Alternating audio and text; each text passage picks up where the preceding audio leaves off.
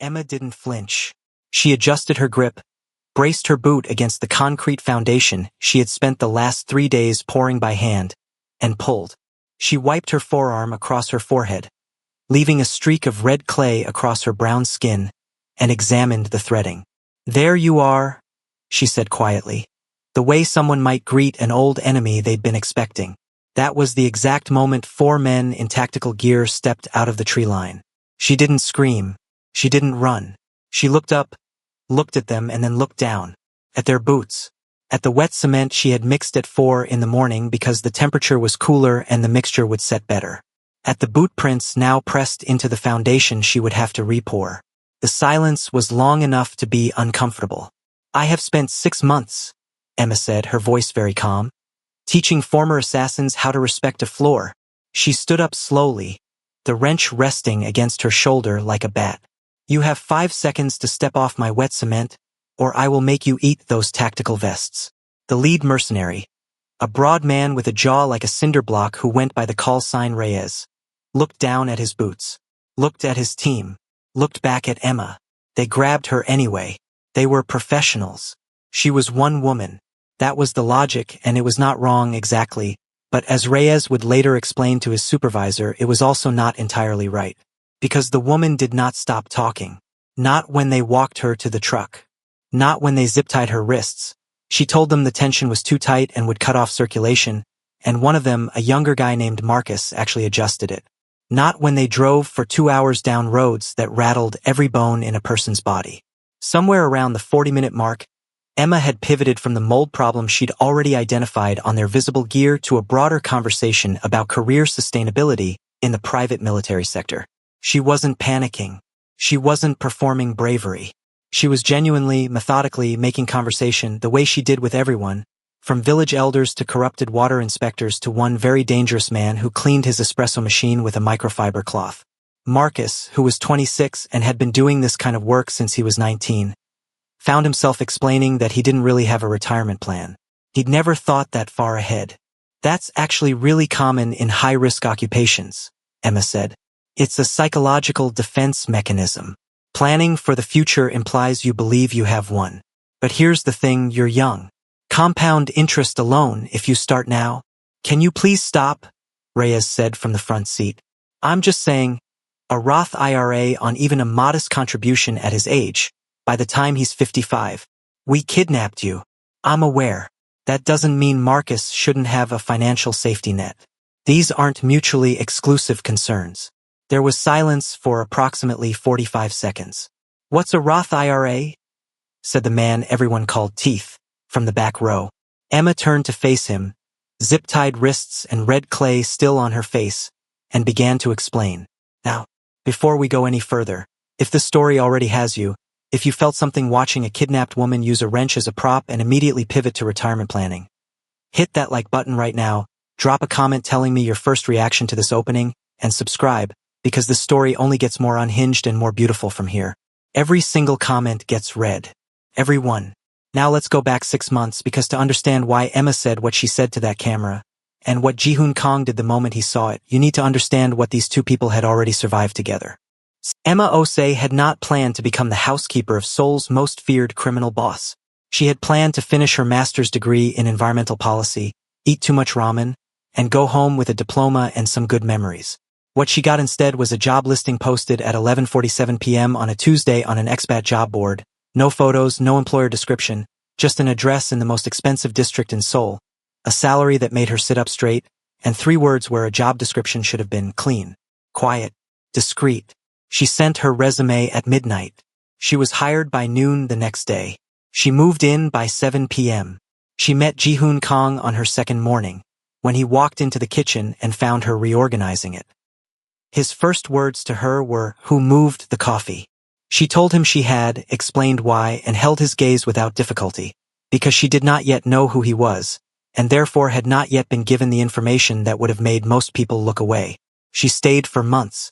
She reorganized rooms, instituted a shoes-off policy, moved his coffee back every single time he moved it to the wrong cabinet, and eventually, on the night 12 men tracked mud across her freshly cleaned rug and someone put a glass directly onto her would surface without a coaster, She stood in the doorway in an oversized hoodie holding a mop and a 42-page contract, invoked Section 4 Clause B, and fired Ji-hoon Kang from his own home. He picked up his jacket and left. That was how they met. Not through paperwork or nonprofit compliance.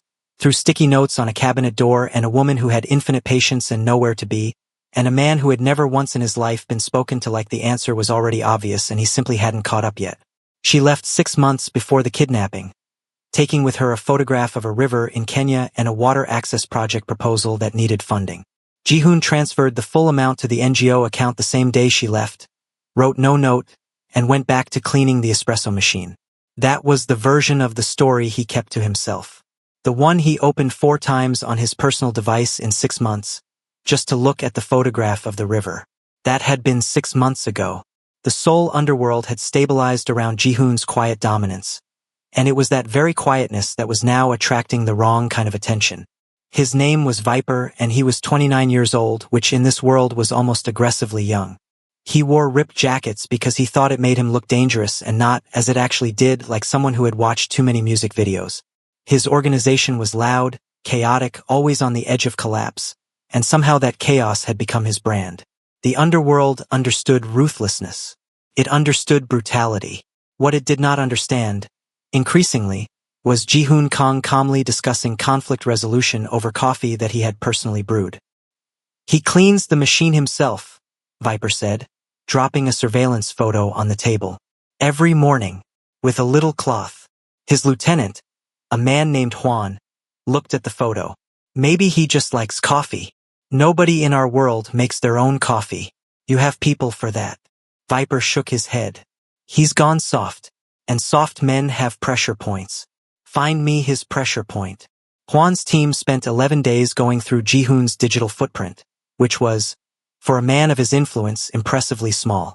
Almost nothing personal. No visible relationships, no family contact, nothing that could be used as leverage. Except one anomaly. A financial transfer to a Kenyan NGO.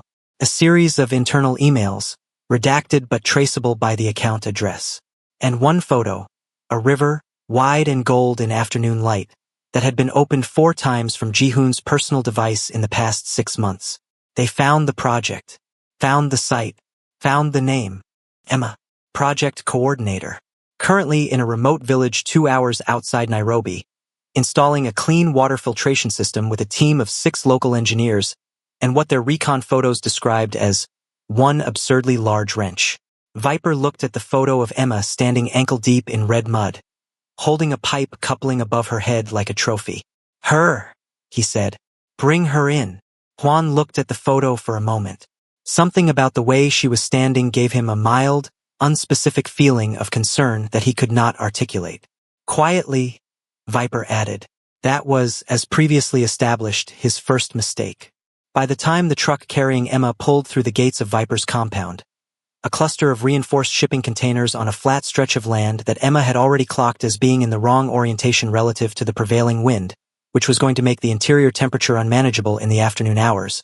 She had secured commitments from Marcus and Teeth to look into retirement account options, identified the mold situation on the exterior ventilation seams, and estimated that the compound had approximately 8 to 11 months before the structural integrity of the northeast container wall became a genuine liability.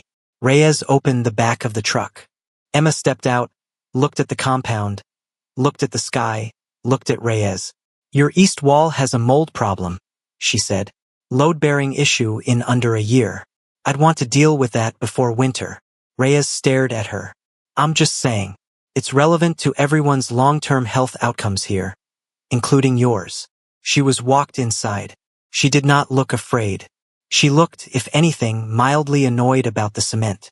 The container they put her in was better than expected. That was Emma's first assessment. Someone had installed a folding cot, a single overhead light, and a ventilation slot that, while inadequate by any reasonable standard, at least meant the air wasn't completely static. She noted the mold along the upper seam again.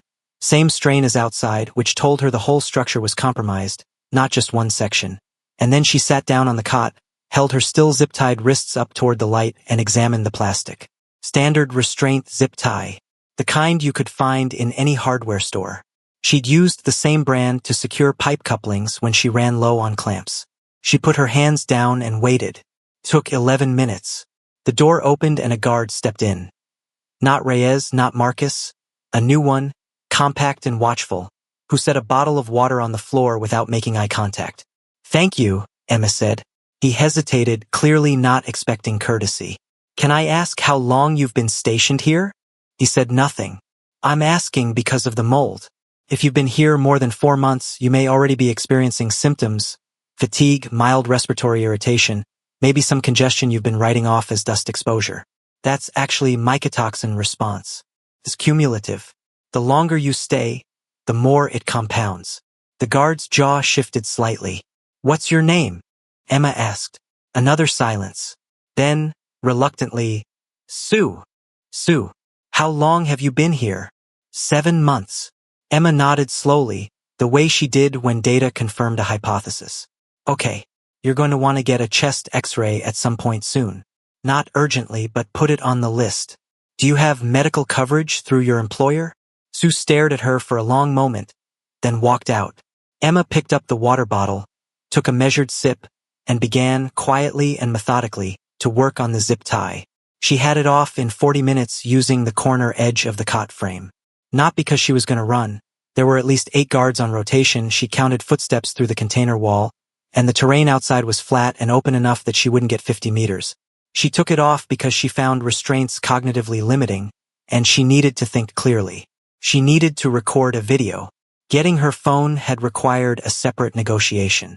They'd taken it at the truck, but Emma had pointed out, with complete seriousness, that if the goal was a ransom exchange and not an extended kidnapping, Ji-hoon would need proof of life, and a proof of life video delivered via a phone she personally recorded would carry significantly more credibility than anything Viper's team staged.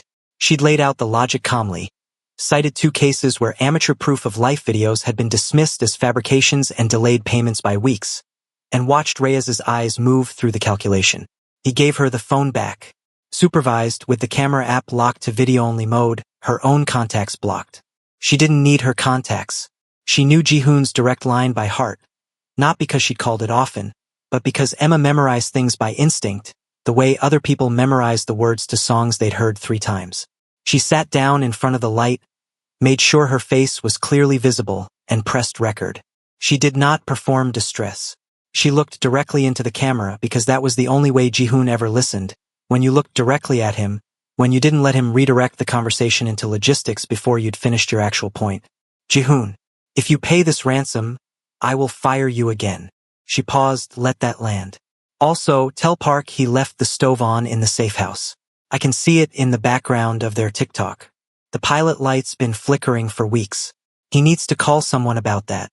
She allowed herself the smallest possible softening of her voice. "I'm fine. The mold situation here is concerning but manageable." A pause. "Don't rush." She stopped the recording, looked at the screen for a moment, pressed it again. "Rush a little." She handed the phone back to Reyes through the door and returned to the cot. At 6:47 the following morning, Ji-hoon Kong was folding his microfiber cloth into exact quarters. The espresso machine was already clean. He did this in the same order every day. Backflush the group head, wipe the steam wand, clear the drip tray, fold the cloth. The ritual was not about the machine. The machine was simply where he put his attention when his mind needed to run somewhere else beneath the surface. During these 20 minutes, he could think through anything without the thinking showing on his face. His phone lit up. He looked at it. An incoming transfer notification from an unknown relay, the kind that required a second authentication, the kind that only came from one category of sender. He set the cloth down, dried his hands, and opened it. The video was 47 seconds long. He watched it once. Then he set the phone on the counter and stood completely still for a moment, looking at the espresso machine. Then he picked up the phone and called Park. Park answered on the second ring. "I saw it. The stove," Ji-hoon said.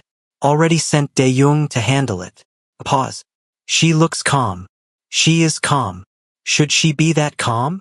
Ji-hoon thought about the woman he'd watched reorganize a penthouse with the focused energy of someone defusing a device.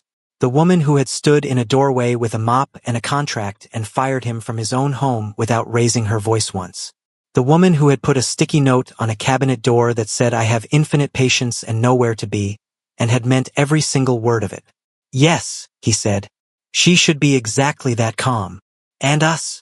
Ji-hoon looked at the clock. 6:52 a.m. Private aviation could be arranged by 9. Flight time was 7 hours, 40 minutes. Ground transport from Nairobi. We leave at 9, he said. Full team.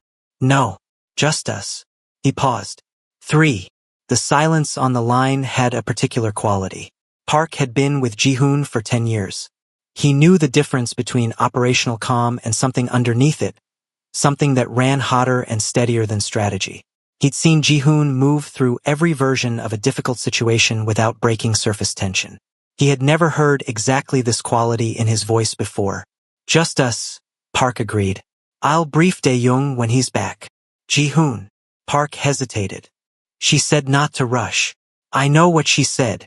She also said she'd fire you. Ji-hoon picked up the microfiber cloth again. Looked at it. Set it down. She doesn't work for me, he said. She hasn't for 6 months. Right? So the firing is a theoretical position. Right? We leave at 9. He ended the call.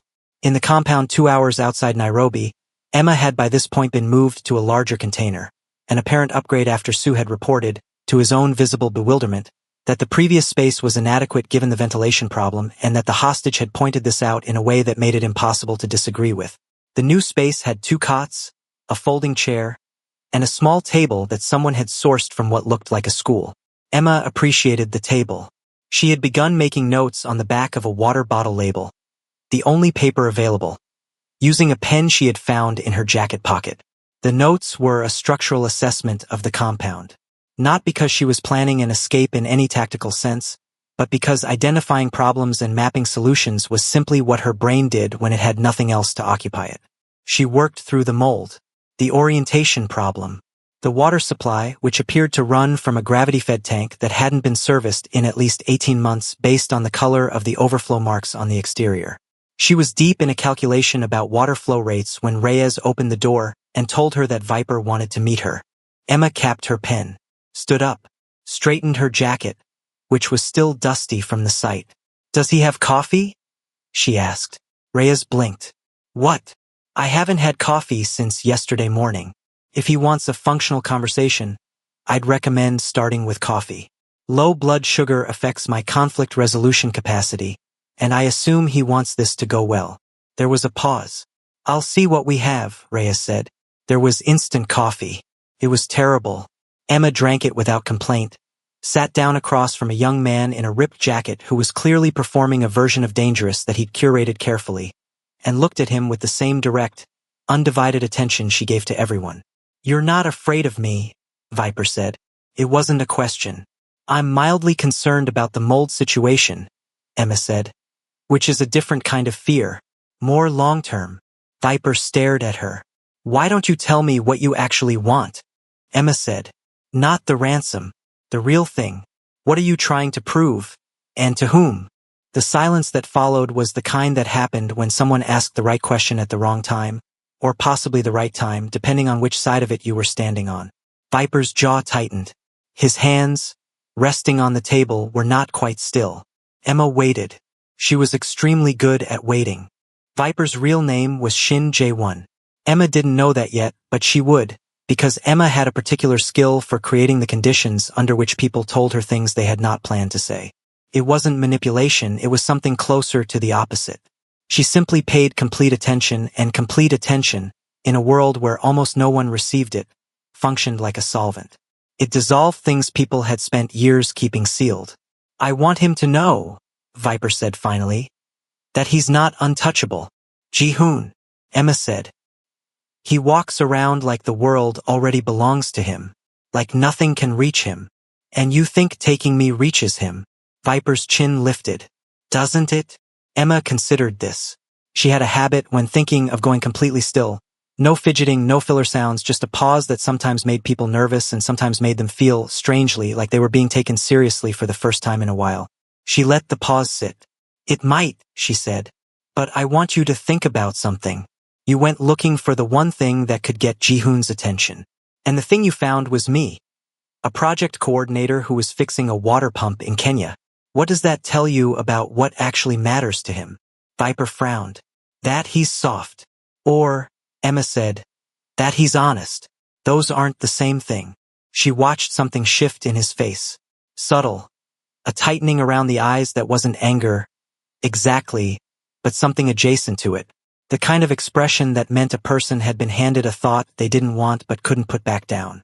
You think being feared means you've won something, she said. I'm not saying that to be provocative. I'm saying it because I've watched it up close. And I want to ask you, what does a day look like for you when it's going well? Not a victory. Just a day that feels okay. Viper opened his mouth. Closed it. Take your time, Emma said. He sat with that for a while. The cheap fluorescent light above them buzzed faintly. Outside, someone was doing a guard rotation. She could hear the footstep pattern, the same 3-beat rhythm she'd been tracking since she arrived. Slightly uneven because the leftmost guard had a gait issue that suggested either an old knee injury or a badly fitted boot. My dad had this workshop, Viper said slowly, like someone pulling a splinter. When I was a kid, he made furniture. Nothing fancy, just it was organized. Every tool had a hook. Every piece of wood was sorted by size. He stopped. I used to go in there just to sit, even when I wasn't doing anything. Emma nodded. Not the encouraging, performative nod, the real one, the one that meant, I heard you and I'm keeping it. What happened to the workshop? She asked. The shift in his face this time was different. Deeper. We lost the apartment. When I was 9, everything went into storage. The storage got foreclosed.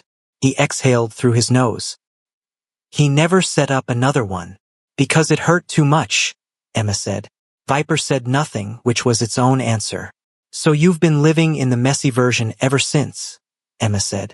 Because the organized version got taken. And if you build something ordered, something that has a place for everything, it can be taken again. The fluorescent light buzzed. Viper's hands on the table were very still now. The chaos isn't your personality, Emma said. Not unkindly. It's your armor. If nothing is ordered, nothing can be taken from you. But here's what that costs you, Jawan. He looked up sharply at his real name.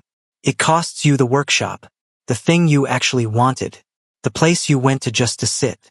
The silence that followed was the kind that happens in the small hours of the night when someone finally stops running. Emma didn't fill it. She let him have it because it belonged to him. He didn't cry immediately. It built slowly, the kind of crying that comes after years of pressure with no release valve, the kind that starts behind the eyes and takes a while to get to the surface. By the time it did, Emma had moved her hand across the table and covered his, and she was saying, in the same calm, unhurried voice she used for everything, it's okay. That's supposed to be in there. That's not weakness. That's just the real thing. Viper Shin Jae-won, 29 years old, the most chaotic rising criminal force in Asia, put his other hand over his face and cried in a way he probably hadn't since he was 9 years old in a foreclosed apartment building wondering where his father's workshop had gone. Emma patted his hand. She did not look victorious. She looked the way she always looked when someone let something true out into the open. Steady, and a little tired and genuinely glad for them. She did not notice the door opening. She did not hear the first guard neutralized in the corridor 30 feet back, because Ji-hoon used suppressed rounds and moved like water over flat stone. No friction, no unnecessary sound. She did not hear Park clearing the eastern checkpoint or Dae-young disabling the compound's external communications with the efficiency of someone who had done it so many times it had become boring. What she did hear, finally, was the particular quality of silence that entered a room just before Ji-hoon Kong did. She had noticed it the first time he walked into a meeting, the way the air changed slightly, the way every person in a room made some small unconscious adjustment, like plants turning toward light or away from a pressure system. She had told herself, the first time she noticed it, that it was just charisma. Then she'd spent 8 weeks in close proximity to it and decided it was something more structural than charisma.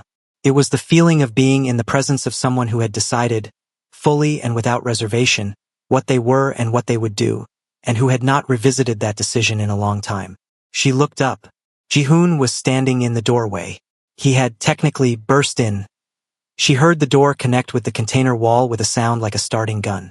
But burst implied a loss of control, and Ji-hoon did not lose control.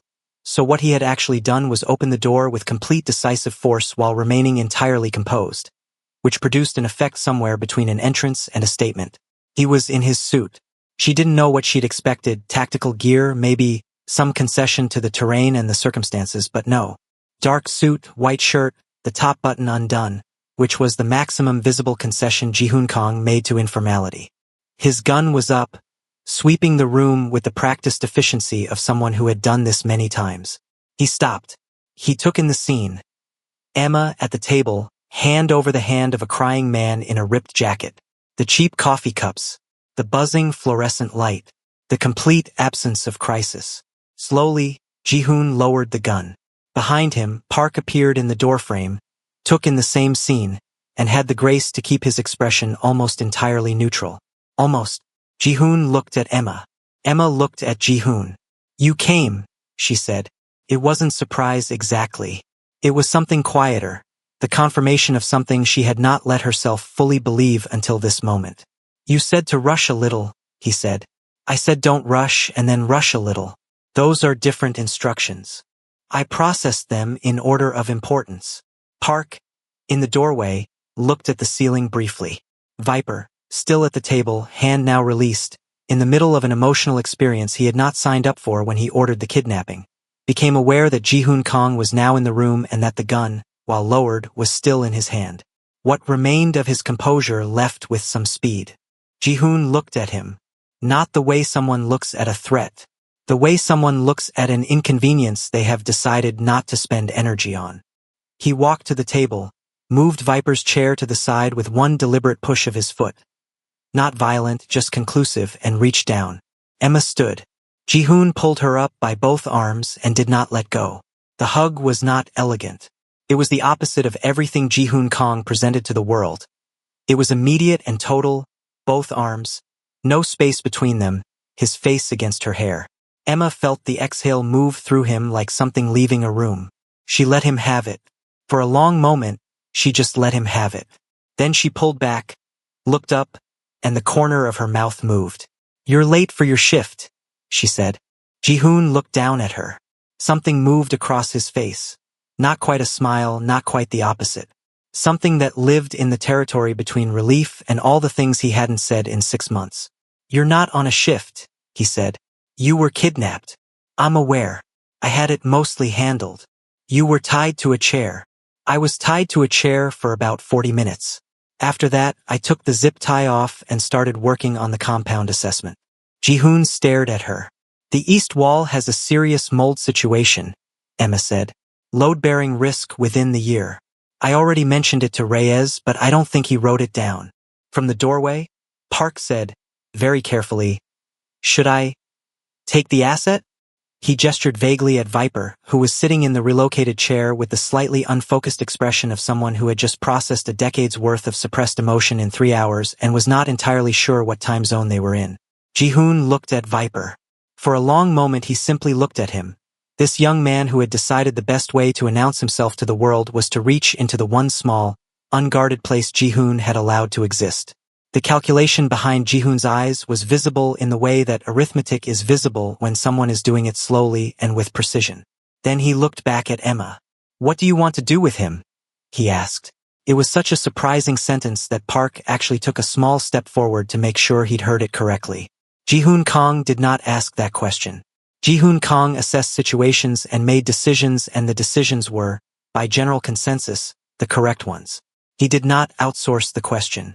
Emma looked at Viper. Viper looked back at her with the expression of a man who was aware that his immediate future was being decided and who had, somewhere in the last 3 hours, lost his appetite for chaos. "He's not going to be a problem anymore," Emma said. "Not as a hope, as a statement." Viper said nothing, which was, in context, agreement. "He needs to find a workshop," Emma added, and Ji-hoon did not ask what this meant. Because Ji-hoon did not ask questions he calculated he would understand eventually. He simply filed it. "Leave him," Ji-hoon said to Park. Park processed this. "And the organization?" "He understands the situation." Ji-hoon said this to Park, but his eyes moved briefly to Viper, and the look communicated, without any words, A complete set of information about what happened to people who fail to understand their situations correctly the second time. Viper gave a small nod. It was the nod of someone who had genuinely recalibrated and was grateful for the opportunity to do so, which was not a response Ji-hoon typically generated in rivals. Emma had done that, in 3 hours, with a cup of terrible instant coffee and the full weight of her attention. Park stepped aside from the doorway. Dae-young appeared behind him, gave the room a brief professional assessment, looked at Viper, looked at Emma, looked at Ji-hoon, and decided that this situation did not require his input. They moved through the compound in reverse. Ji-hoon with his hand at Emma's back, not gripping, just present, a pressure that said, "You are here, I know where you are." Emma walked at her normal pace, which was not slow. She noted, as they passed through the corridor, that the ventilation situation on the north side was actually worse than the south, which she was adding to the structural assessment that she would, apparently, still be completing from memory. "You're cataloging the compound," Ji-hoon said. "It wasn't a question. The people who work here have long-term health exposure risks. Someone should document it. You were just kidnapped. And now I'm being unkidnapped. I can do both."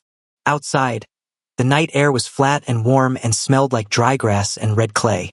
The sky overhead was the kind of sky that only exists far from city light. Fully occupied, stars pressing down close, the Milky Way a visible smear across the center of it. Emma stopped for just a moment and looked up. Ji-hoon stopped with her. He looked up too, following her gaze, and for a few seconds neither of them said anything. Just two people standing in the dark outside a compound in rural Kenya, looking at the same sky, the sounds of Park and Dae-young completing the vehicle check behind them. "You came yourself," Emma said, still looking up. "Yes. Not an army." "No. Why not?" Ji-hoon was quiet for a moment. "An army is a message.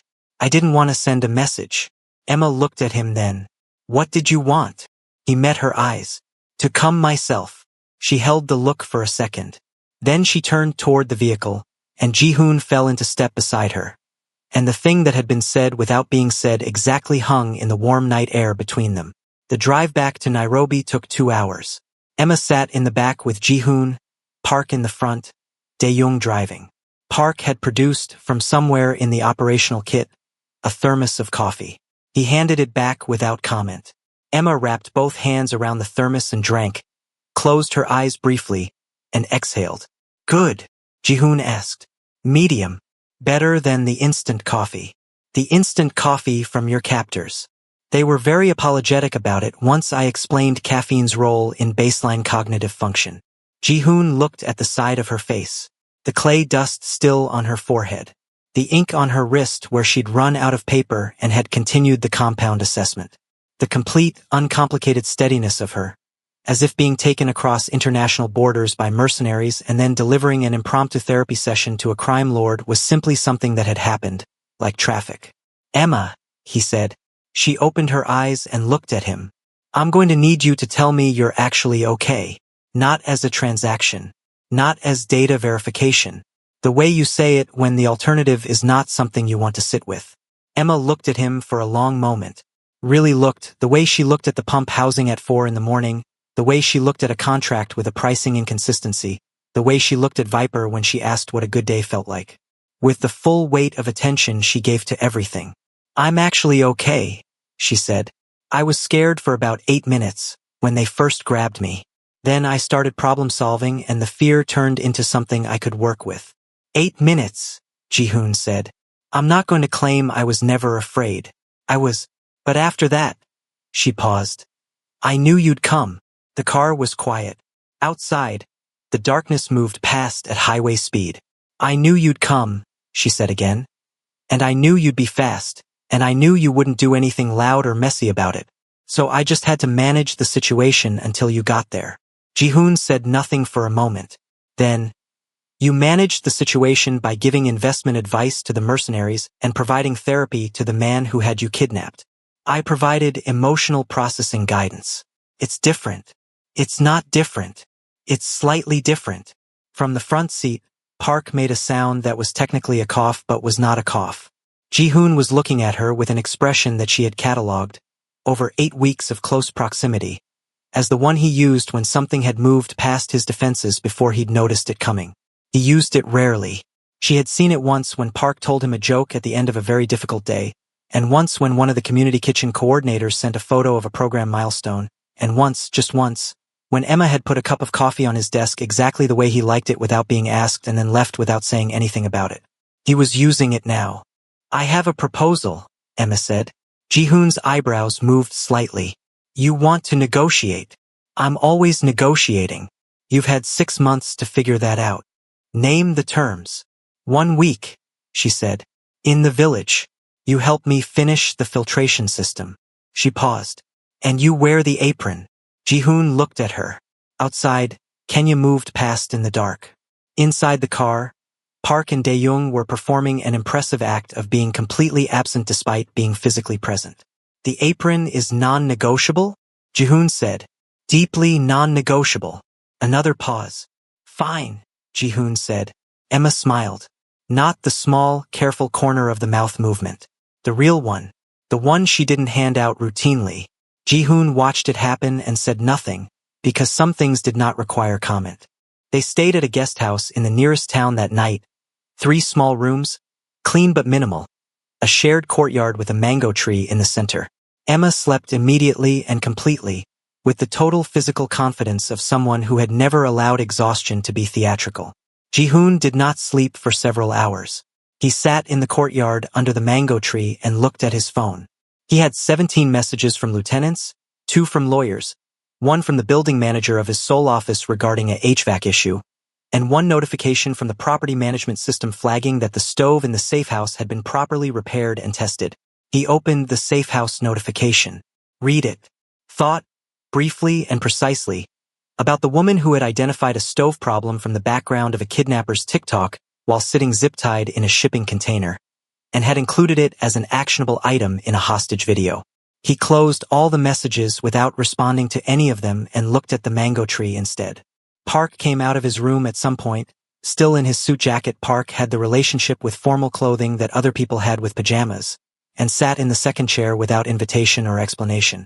They sat like that for a while, the way people who have worked together for a decade sometimes can, in a silence that was not empty. "She said she knew you'd come," Park said eventually. Ji-hoon didn't respond. "That's trust," Park said, not making a point, stating a fact the way you'd state that the sun was going to come up. "I know what it is," Ji-hoon said. "Do you know what to do with it?" Ji-hoon was quiet for a long moment. A night bird made a sound somewhere in the tree. "I know what I want to do with it," he said. Park accepted this. "The week here. The apron." "Yes. You understand the apron is going to circulate. Among the men. The men can find new employment if the apron becomes an issue." Park nodded slowly. "Fair." They sat for another stretch of quiet. "She fixed him," Ji-hoon said. "Viper. In 3 hours. Fixed is maybe strong. She gave him something to work with. Something real." Ji-hoon looked at the middle distance, where the courtyard wall met the night sky. "She does that. She just does that.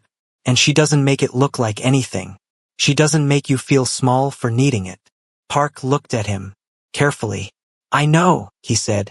"I've noticed." Ji-hoon glanced over. "For 6 months," Park said. "I've noticed." He stood up, straightened his jacket, and went back to his room without further elaboration, which was, Ji-hoon thought, the most disciplined form of communication Park had ever deployed. Ji-hoon sat under the mango tree until the sky began to lighten at the edges, then went to sleep for 4 hours and woke up ready. The village was an hour's drive from the guest house, on a road that had good intentions and poor execution. Emma sat in the front seat and narrated the landscape with the enthusiasm of someone who had been working in it for 6 months, and had developed a personal relationship with it. That cluster of acacia trees marked the boundary of the Muriathi family's land. That water tower in the distance was the one that still used a manual pump system she was hoping to upgrade in the next phase. That school with the yellow walls had the best chai she'd found in the region, available from a woman named Mrs. Kamau who sold it from a blue thermos on weekday mornings. Ji-hoon listened. He asked one question. "The second phase. When does it start?" Emma looked over at him. "Funding dependent. The first filtration system, once it's running, should demonstrate the model well enough to attract the next grant cycle. How much is the gap? She named a number. Not a large one, not by the scale Jihoon operated on. A manageable number. Jihoon was quiet. Then, send me the grant documentation. I'll review it. Emma looked at him for a long moment. You'd need to go through a proper channel. My NGO has compliance requirements. I can use a proper channel. Jihoon, I've used proper channels before. You have also, on at least 2 occasions that I'm aware of, restructured the channel to fit your needs. That's just efficiency. Emma turned back to the road. She was smiling. She didn't try to stop it. Fine. I'll send you the documentation. When they arrived at the project site, Emma's team, 6 local engineers and 1 absolutely unflappable project lead named Joseph, who had been coordinating the build for 11 months and treated all developments with equanimity, came out to meet them. There was a moment where the team looked at the 3 men in suits standing next to their vehicle in a dusty Kenyan village at 8 in the morning and calibrated. Joseph looked at Emma. Friends, he said. Consultants, Emma said. Temporary labor. They're helping with the filtration build. Joseph looked at Jihoon specifically, taking in the suit, the quality of the shoes, the absolute stillness of someone who was used to every room being arranged around their presence. Can he carry pipe? Joseph asked Emma. He can carry anything, Emma said. He does not know this about himself yet, but he will by Friday. Jihoon, for the record, had not been spoken about in the third person while present since he was approximately 8 years old, and he was not certain how to respond to it, which Emma had anticipated, which was why she'd done it. The apron appeared at 9 a.m. It was a standard canvas work apron, the kind used for heavy construction tasks. It had the NGO's logo on the chest. Emma held it out. Jihoon looked at it. Non-negotiable, Emma said. Jihoon took the apron, put it on, tied it at the back, and turned around. Park looked at him. Dae-young looked at the middle distance with profound effort.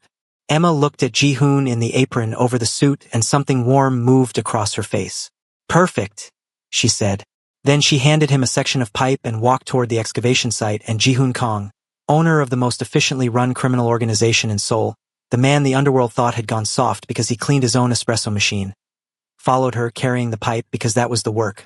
The days that followed were something none of them had a category for.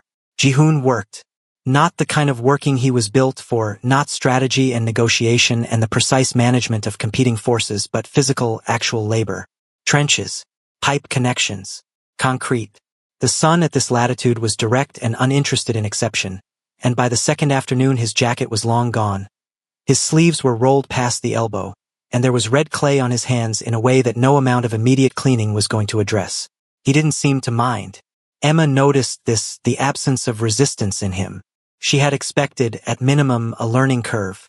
Some friction between who Jihoon Kong was and what carrying a 40-pound water pipe required of him. Instead, there was something almost like absorption. He watched Joseph for 20 minutes, asked 2 specific questions about the pipe coupling technique, and then did it correctly every time after that with the focused efficiency of someone who had decided to be competent at the new thing and was following through. You're good at this, Joseph told him on day 2 with some surprise. Jihoon considered this. The principles are similar, he said. Joseph looked at him. To what? To anything.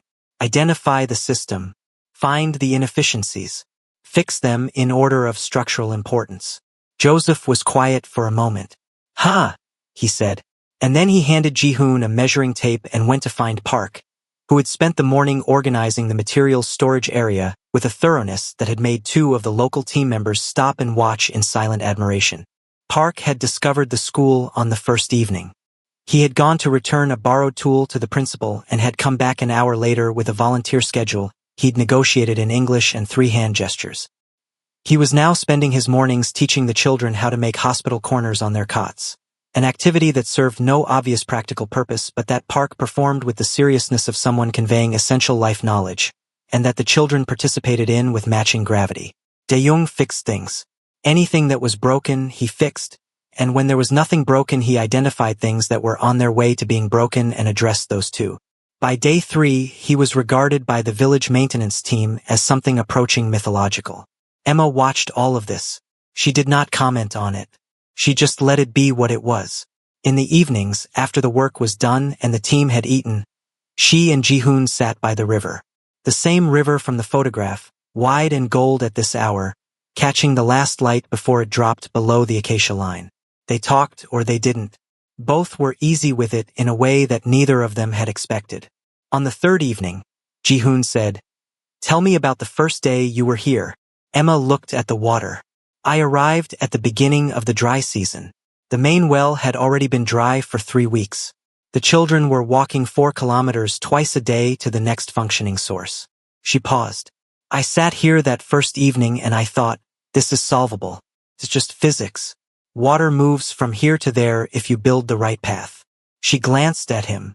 "Most things are like that when you look at them correctly." Ji-hoon looked at the river.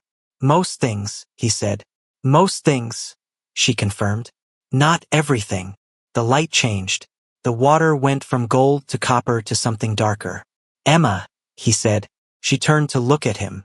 "I'm not going back to the same thing," he said. It was not an announcement. It was a fact he was stating out loud for the first time, to the only person he'd calculated could receive it correctly. Emma held his eyes. "I know," she said. "I've known since you put the apron on without arguing." On the 5th day, they ran the water. It was not dramatic in the way that the movies made it look. No single moment of explosion, no gushing climax. It was a slow, methodical increase in pressure through the filtration system, checked at each coupling by Joseph and Emma and 2 engineers named Peter and Faith, with Ji-hoon on the main valve and Dae-young watching the pressure gauge with the fixed attention of someone who had been told exactly what number to call out. 70, Dae-young said. "Hold," Emma said. Silence. The pipe system ticked and settled. 80. "Hold." Another pause. Then Joseph nodded at Emma, and Emma looked at Ji-hoon, and Ji-hoon turned the valve the rest of the way. The water came through the outlet pipe in a steady, clean, absolutely unremarkable flow. It ran into the collection basin they'd poured on day 2. It ran clear. Faith checked the output with a test strip, held it up, looked at it, and said something in Kikuyu that Emma had learned was an expression of uncomplicated gratitude. The team was quiet for a moment. Then Peter laughed, a surprised, full sound, and Joseph put his hand briefly on Emma's shoulder, and the children who had gathered at the perimeter of the site broke into noise all at once. Emma didn't cry. She stood at the edge of the collection basin and watched the water run, and her face had the expression she got when something that was supposed to work actually worked. Not triumph, just rightness. This was where the thing was supposed to arrive, and it had arrived, and that was enough. Ji-hoon stood beside her. He was still in the work clothes, the jacket still gone, sleeves still rolled, the apron over everything. His hands were rough in a way they hadn't been 6 days ago. He was watching the water too. "Worth it," Emma said. "Yes," Ji-hoon said. She glanced over at him. He was already looking at her. Later, when the celebration had run its course and the team had gone home and the evening was setting in, Emma made coffee. She had a small camp stove and a pour-over kit that she'd brought from the guest house, and she made it the way she'd watched Ji-hoon make it once. Measuring carefully, temperature of the water calibrated by feel and timing, a slow pour in concentric circles. She handed him the cup. He took it, looked at her. "Upper left cabinet?" he asked. The reference so small it could have meant nothing. Except it meant the specific cabinet in the specific room in the specific building where they had spent 8 weeks developing the habit of knowing exactly where things were kept. It meant, is this still the version of us where everything has an assigned place and the rules are already written? Emma looked at him. "No," she said. She sat down beside him, close enough that their shoulders were touching, and leaned her head against him. "This is a new house." She looked at the river. "We can put the coffee wherever we want." The sentence held for a moment in the air over the water. Ji-hoon took out his phone. He navigated to his documents folder, found the file house_rules_final_v7.pdf, last modified 14 months ago, 23 pages, every contingency, every protocol, every assigned place for every possible thing. He looked at it. Then he deleted it. He put the phone back in his pocket, picked up the coffee, looked at the river, then at Emma, then at the river again. "Joseph's team will need someone to supervise the Phase 2 documentation," he said. Emma smiled against his shoulder. "You reviewed the grant materials last night. The gap is manageable." I've identified a channel. A proper channel. A proper channel. She was quiet for a moment. You'd have to come back, she said, to consult. On the implementation. That seems likely. And you'd have to wear the apron. The apron is apparently my professional uniform now. She laughed. Not a polite laugh, the real one, the same one she'd given exactly twice in 8 weeks and that Ji-hoon had, at the time, filed away with the specific care you give to things that are rare and worth keeping. He'd thought about it, in the 6 months since she'd left, more times than he would have admitted to anyone, including himself. Sounded the same. That was something he hadn't been sure of, whether the things he remembered accurately were the things as they'd been, or things his memory had reassembled into what it wanted. The laugh was the same. The quality of her attention was the same. The way she made him feel like the things he'd never said out loud were somehow already heard, that was the same too. Emma, he said. Ji-hoon, she said. I want to be clear, he said, in the tone he used when he was being precise about something that mattered, about what this is. She lifted her head and looked at him. You're not a consultant, he said. I am though. Professionally. Professionally. Yes. He met her eyes. But that's not the category I'm working in right now. Emma looked at him for a long moment. Then she said very simply, I know. You've known. For a while. How long? She considered this. The day I left your office. You didn't say anything when I handed in the notice. You just looked at the proposal on your desk for about 40 seconds, and then you said thank you in a voice that meant something else entirely. I knew then. Ji-hoon absorbed this. I transferred the funding the same day. I know. The notification came through while I was on the flight. She looked back at the river. I sat with it for a while. And I decided I needed to finish building the water system first. A pause. Some things need to be in order before you can. She gestured. A small arc of her hand that encompassed the river, the village, them. Before you can build the next thing on a solid foundation. Ji-hoon thought about this. Then he said, that's very structural of you. I do structural, Emma said. I know, he said. It's one of the things. One of the things, she said, and her voice was warm. He put his arm around her and she let him, and they sat by the river while the last light left the sky and the stars came out. The same impossible carpet of them she'd seen every night for 6 months and never stopped noticing. Park, who had come to find them to report that the school principal had invited the full team to breakfast the next morning, stopped at the riverbank about 20 meters back, assessed the situation with his particular brand of disciplined perception, and turned around silently to go report that he had been unable to locate either of them and they would have to manage breakfast logistics in the morning. Dae-young, who had also been sent, had already turned around before reaching the riverbank. He had assessed the situation from further back and made his decision with greater efficiency. Park acknowledged this with a nod when they met back at the vehicle. They did not discuss it. Some things did not require comment. The next morning Ji-hoon helped dismantle and clean the tools, pack the equipment, and record the final phase documentation with the methodical care he brought to everything. He worked alongside Joseph, who had, over the course of a week, stopped treating him with professional wariness and started treating him with the particular respect reserved for people who do what they say they'll do. Joseph shook his hand at the end, both hands around Ji-hoon's, the way that meant something. You'll come back, Joseph said. Not a question. Yes, Ji-hoon said. On the drive to the airport, Emma fell asleep against the window. Ji-hoon watched the road and the light and the land moving past.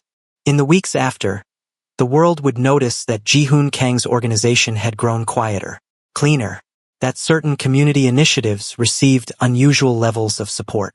That the man himself appeared occasionally in places that made no strategic sense, a village infrastructure project in rural Kenya, a school supply delivery, a grant review meeting with the NGO board where he sat at the back and asked 2 precise questions.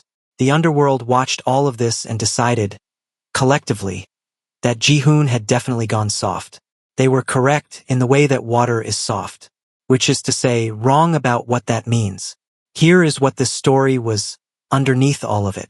It was a story about the places inside people that get walled off, not out of coldness, but out of the specific protective intelligence that knows a thing was taken once and might be taken again. Ji-hoon built systems because systems could be held. Viper made chaos because order had a price he'd already paid. Emma, Emma had none of those walls, and it cost her nothing, and that was the rarest kind of person. Someone who had found a way to remain open and still remain standing. The lesson, if there is one, isn't that love fixes people. It doesn't fix people. What it does, when it's real, is make the walls unnecessary. Ji-hoon didn't change because Emma arrived. He became more himself because she paid attention to who that actually was, past the structure and the microfiber cloth and the 23-page PDF, past the silence and the controlled rooms, all the way to the person who looked at a photograph of a river 4 times in 6 months and called it nothing. He deleted the rules. Not because rules don't matter. Because the right house doesn't need them in a PDF. The right house already knows where the coffee goes. And somewhere in a Kenyan village, water runs clean through a filtration system built by an apron-wearing crime lord, a hospital corner enthusiast, and a mechanic who fixed everything that was broken. And every morning, in a place that was not the upper left cabinet and was not anywhere that had been decided in advance, someone makes coffee. And it is exactly right. Thank you for staying with this story until the very last word. That means more than a quick like or a scroll past, you actually let it land, and that's the whole point of telling it. If this one stayed with you, the wrench, the wet cement, the crying crime boss, the apron, the river, leave a comment and tell me which moment hit the hardest. I read every single one. Hit like if this story was worth the hour. Subscribe because more stories like this one are coming. Same care, same intention, same refusal to let the ending be anything less than real. I'll see you in the next one.